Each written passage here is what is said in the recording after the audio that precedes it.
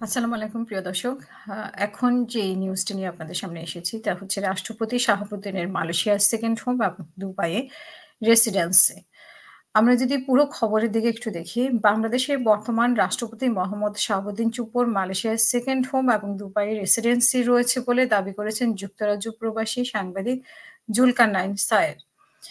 আজকেই মানে রোববার ৮ সেপ্টেম্বর তার ভেরিফাইড ফেসবুক পেজে তথ্য প্রমাণাদি সহ তিনি এই পোস্ট করেন। এবং ফেসবুক পোস্টে তিনি লিখেছেন, বাংলাদেশের সেকেন্ড হোম রাষ্ট্রপতি মোহাম্মদ শাহাবুদ্দিন চুপ্পুর গণপ্রজাতন্ত্রী বাংলাদেশের প্রেসিডেন্ট। আবার একই সঙ্গে তার রয়েছে মালয়েশিয়ায় সেকেন্ড হোম বিনিয়োগ এবং দুবাইয়ে ব্যবসা ও সেই দেশের রেসিডেন্সি। এছাড়াও তার তৃতীয় একটি দেশের পাসপোর্টে বিনিয়োগ রয়েছে বলেও শোনা যায়। এবং যেখানে আরো লিখেছেন যে রাষ্ট্রপতি চুপ্পুর মালয়েশিয়ার সেকেন্ড হোমে ১৫০,০০০ রিঙ্গিত বিনিয়োগ এবং দুবাইয়ের কয়েকটি ব্যাংকে অ্যাকাউন্টে বিস্তারিত ও ওয়ারাদ জেনারেল ট্রেডিং এলএলসি নামে দুবাইতে নিবন্ধিত একটি প্রতিষ্ঠানে ব্যবসায়িক বিনিয়োগের বিনিময়ে রেসিডেন্স ভিসা পাওয়ার প্রমাণস্বরূপ বিভিন্ন কাগজ হাতে এসেছে। মানে উনি যেগুলো আপলোড করেছেন উনি এর সাথে প্রমাণ সহ উনি দিয়েছেন। পোস্টে আরো বলা হয়েছে যে প্রশ্ন হলো রাষ্ট্রপতি চুপ্পু বিদেশে এমন বিনিয়োগের কোনো অনুমতি কি আদৌ গ্রহণ করেছেন কিনা? যদিও এই সবই তিনি করেছেন রাষ্ট্রপতি হওয়ার আগে।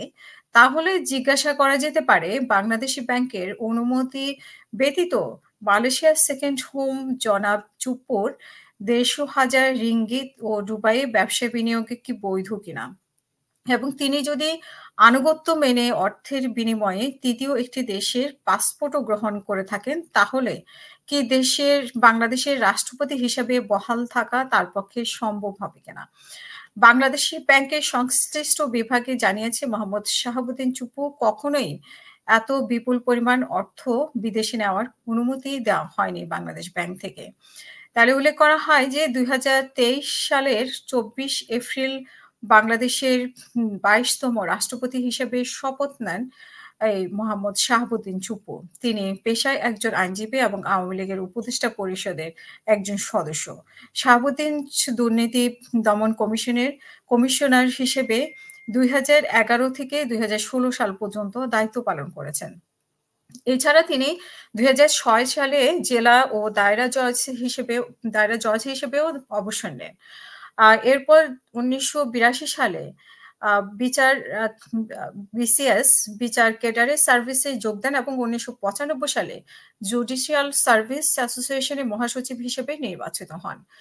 তাকে ২০১৭ সালে ইসলামী ব্যাংকের স্বতন্ত্র পরিচালক পদেও নিয়োগ দেওয়া হয়।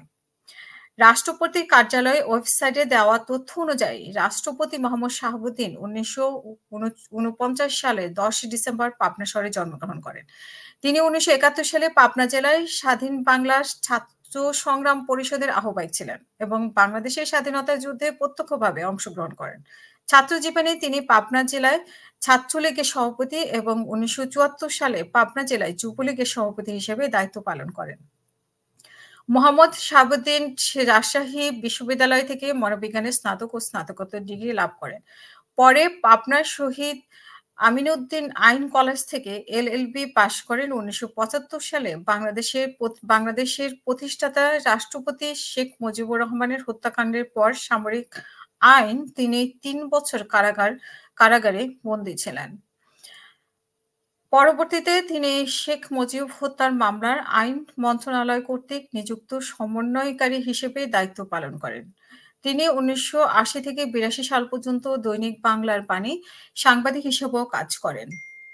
মোহাম্মদ শাহাবুদ্দিন ২০০৬ সালে শ্রম আদালতের চেয়ারম্যান এবং ২০০৮ থেকে ২০১১ সাল পর্যন্ত বাংলাদেশের সুপ্রিম কোর্টের আইনজীবী হিসেবেও দায়িত্ব পালন করেছেন। তিনি ২০০১ সালে সাধারণ নির্বাচনে বিএনপি জামাতের জোট ক্ষমতায় আসার পর বাংলাদেশ আওয়ামী লীগ ও তার সহযোগী সংগঠনের নেতাকর্মী এবং সংখ্যালঘু সম্প্রদায়ের জনগোষ্ঠীর উপরে হামলা, হত্যা, ধর্ষণ ও লুণ্ঠন ও মানবতা বিরোধী কর্মকাণ্ডের অভিযোগ অনুসন্ধানে গঠিত বিচার বিভাগীয় তদন্ত কমিশনের চেয়ারম্যান হিসেবেও দায়িত্ব পালন করেছেন।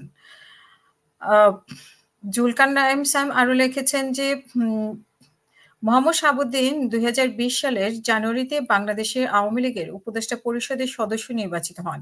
তিনি আওয়ামী লীগের প্রচার ও প্রকাশনা উপকমিটির চেয়ারম্যান হিসেবেও দায়িত্ব পালন করেন। সর্বশেষ ২০২২ সালে তিনি বাংলাদেশে আওয়ামী লীগের জাতীয় কাউন্সিলের নির্বাচন কমিশন হিসেবে দায়িত্ব পালন করেছেন এবং চাকরির সময়কালে বিচার বিভাগীয় তদন্ত কমিটির সদস্য, বিচার বিভাগীয় তদন্ত কমিশনের চেয়ারম্যান সহ বিভিন্ন গুরুত্বপূর্ণ দায়িত্ব পালন করেছেন তিনি। ব্যক্তিগত জীবনেও মোহাম্মদ শাহাবুদ্দিন এক পুত্র সন্তানের জনক এবং তার স্ত্রী প্রফেসর ডক্টর রেবেকা সুলতানা সরকারের সাবেক যুগ্ম সচিব হিসেবে দায়িত্ব পালন করেছেন। এই হলো এই পর্বে। আমাদের পরবর্তী অনুষ্ঠান দেখার আমন্ত্রণ জানিয়ে এখানে শেষ করছি। সবাই ভালো থাকবেন। আল্লাহ হাফেজ। আসসালামু আলাইকুম।